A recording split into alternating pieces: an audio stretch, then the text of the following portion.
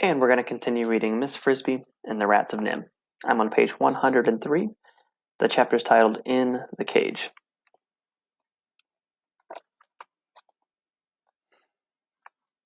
Miss Frisby said, "But why did they want to catch you? And how did you ever get away again?" "At first," said Nicodemus, "I thought it must be because they didn't like our stealing the food. And yet you could hardly even call it stealing. It was waste food, and all they did with it was haul it away to the city incinerator. So what harm if we ate some of it? Of course, there are people who just don't like rats, whether they're doing any harm or not." "And mice too," said Miss Frisby. "True," said Nicodemus, "though not so much as rats, I think. Anyway, that wasn't the reason at all. But what the real reason was, I didn't find out for a while. As to getting away, that, too, didn't happen until much, much later. No, I was firmly and inexplicably caught, snared in the net and helpless," Nicodemus continued. "When the man who held it saw that he had 4 rats, he pulled a drawstring that closed it up. He put the net down and picked up another, an empty one. He moved on into the square, leaving us to lie there. I tried gnawing my way out, but the strands were made of some kind of plastic, as hard as wire. The noise and movement began to die down, eventually. I supposed the rats in the square had all either been caught or had escaped. I heard one man call to another, 'I guess that's a lot.' Someone else was turning a light this way and that, searching for the rest of the market area. Not a one to be seen. We could hide and wait for another wave. There won't be another wave. Not tonight. Probably not for 4 or 5 nights. Word gets around." "You mean they communicate?" a third voice. "You bet they communicate. And the next time they do come, you can be sure they'll case the place carefully. We were lucky. These rats hadn't been bothered for years. They'd grown careless." "How many did the lab order?" Someone was turning out the lights one at a time. 5 dozen. How many have we got?" "About that, maybe more. Let's load the truck." In a minute or so, I felt myself being lifted up and swinging back and forth in the net. I was carried with 3 companions to a white truck I had seen earlier. Its back doors were open, and while it was lighted inside, I could see that the whole interior was a large wired cage. Into this our net was thrust. The man then opened the drawstring, and we were dumped out onto the floor, which was covered with sawdust. The other nets were emptied, one at a time, the same way. And in a few minutes there were a good-sized crowd of us on the floor, and more or less dazed and all, if I was typical, terrified. The cage was locked, the doors were clanged shut, and the lights went out. I heard the truck motor start. A second later, the floor lurched beneath me. We were moving. Where were they taking us? For what purpose? Then, in the dark, I heard a voice beside me. "Nicodemus." It was Jenner. You can imagine how glad I was to hear him. But I was so sorry, too. "Jenner, I thought maybe you got away." "I was in the last net. I thought I saw you across the floor." "Where are we going?" "I don't know." "What's a lab?" "A laboratory?" "Yes, but what is it?" "I don't know. I've just heard the word somewhere." "Well, I think that's where we're going, whatever it is." The truck rumbled along through the dark, over bumpy streets at first, then at a high speed, over a smooth highway. There were no windows in the back, so it was impossible to see where we were going. Not that I would have known anyway. never before having been more than a half dozen blocks from home. I think we drove for about 2 hours, but it might have been less, before the truck slowed and turned and finally came to a stop. The back doors were open again, and through the wire wall of the cages I saw that we had come to a building, very modern, of white cement and glass. It was square and big and about 10 stories tall.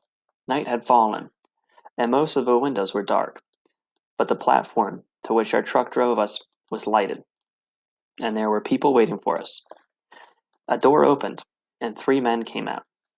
One of them pushed a cart, a hand truck piled with small wire cages. The man beside him was dressed in a heavy coat, boots, and thick leather gloves. The third man wore heavy horned rimmed glasses and a white coat. He was obviously the leader. The men from the truck, the one who had caught us, now joined the men from the building. "How many did you get?" asked the man in the white coat. "Hard to count. They keep moving around. But I make it between 60 and 70. Good. Any trouble?" "No, it was easy. They acted they acted almost tame." "I hope not. I've got enough tame ones." "Oh, they're lively enough, and they look healthy. Let's get them out." The man with the gloves and the boots then donned a wire face mask as well, and climbed in among us. He opened a small sliding trap door in the back of our cage. A man outside held one of the small cages up to the opening, and one at a time we were pushed out into our individual little prisons. A few of the rats snarled and tried to bite. I did not, and neither did Jenner. It was too obviously fertile.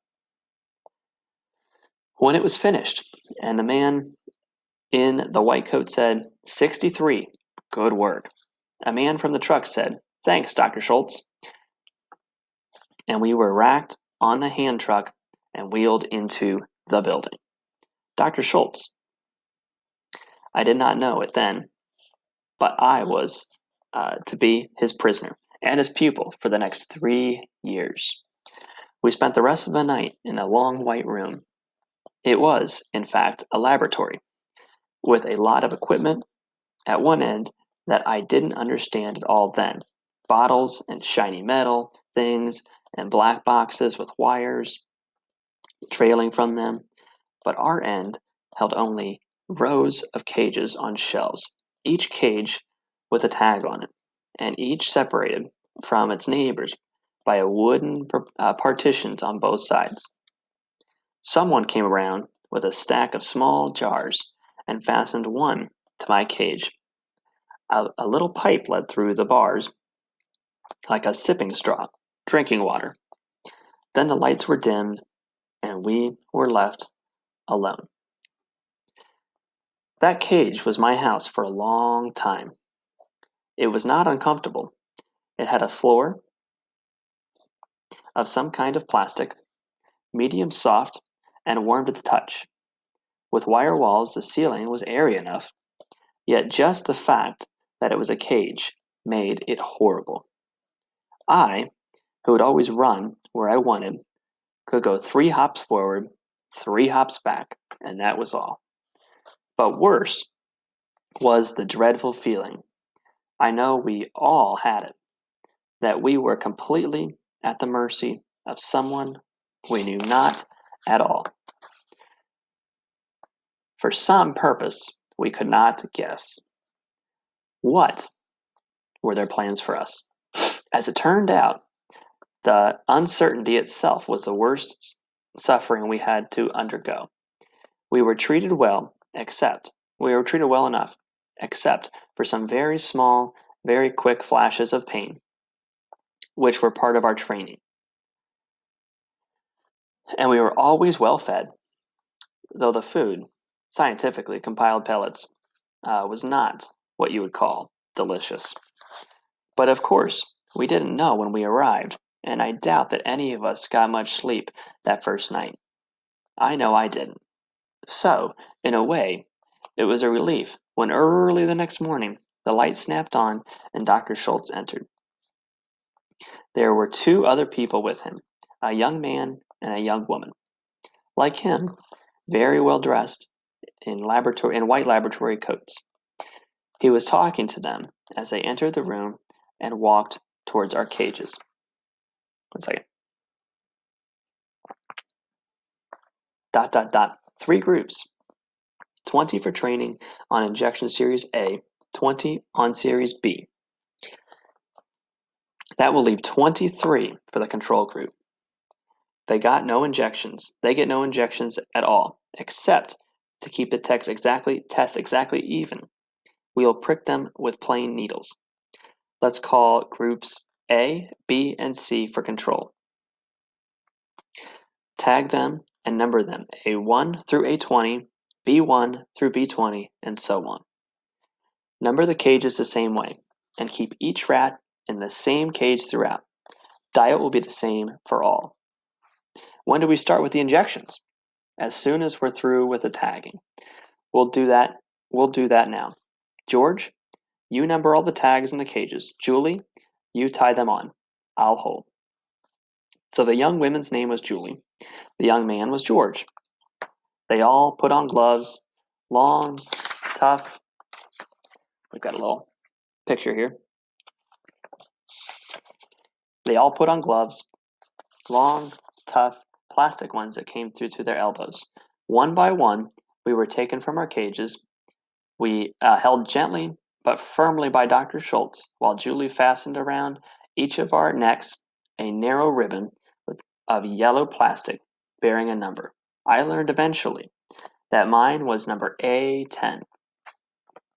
They were kind, especially Julie. I remember that when one rat was being tagged, she looked at it and said, "Poor little thing, he's frightened. Look how he's trembling." "What kind of biologist are you?" said Dr. Schultz. "The poor little thing is a she, not a he." When my turn came, the door to my cage was slit open just enough for Dr. Schultz to put his gloved hand through. I cowered in the back of the cage, which was just what he expected me to do. One hand pressed me flat against the wire wall. Then his fingers gripped my shoulders. The other hand held my head just behind the ears, and I was powerless. I was lifted from the cage, and I felt a plastic collar clipped around my neck. I was back inside with the door closed in less than a minute. The collar was not tight, but by no amount of tugging, twisted, or shaking was I ever to get it off. I watched through the wire front of my cage as the others were caught and tagged. About 6 cages down from me, on the same shelf, I saw them put a collar on Jenner. But once he was back in his cage, I could see him no longer. A little later in the morning, they came around again, this time pushing a table on wheels. It was loaded with bottles of some clear liquid, a long wrap of sharp needles, and a plunger. Once more I was lifted from my cage. This time, George did the holding while Dr. Schultz fastened one of the needles to the plunger. I felt a sharp pain in my hip, then it was over. We all got used to that. For from then on, we got injections at least twice a week. What they were injecting and why? I did not know. Yet for 20 of those injections, we were changed our whole lives. That's the end of that chapter. Click on for the next one.